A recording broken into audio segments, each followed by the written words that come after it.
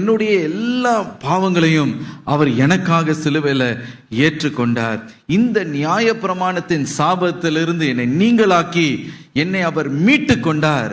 இந்த தரித்திரம் என்ற சாபத்திலிருந்தும் உங்களை நீங்களாக்கி அவர் மீட்டு கொண்டிருக்கிறார். ஹல்லேலூயா. எதற்காக? ஆபிரகாமுடைய ஆசீர்வாதங்கள் உங்களுடைய வாழ்க்கையில வரும்படி. ஆகவே இன்றைக்கு இதை நீங்க உணர்ந்து, ஆண்டவரே நான் விசுவாசிக்கிறேன்பா, ஆண்டவரே விசுவாசத்தினாலே இந்த ஆசீர்வாதத்தை நான் சுதந்திரித்துக் கொள்ளுகிறேன் என்று நீங்க சொல்லும்போது, இந்த ஆசீர்வாதத்தை தேவன் உங்களுடைய வாழ்க்கையில அவர் கட்டளிட உண்மை உள்ளவர். ஹல்லேலூயா. விசுவாசம் இல்லாமல் தேவனை பிரியப்படுத்துவது கூடாத காரியம். விசுவாசித்தாதான் நமக்கு கிடைக்கும். ஹல்லேலூயா.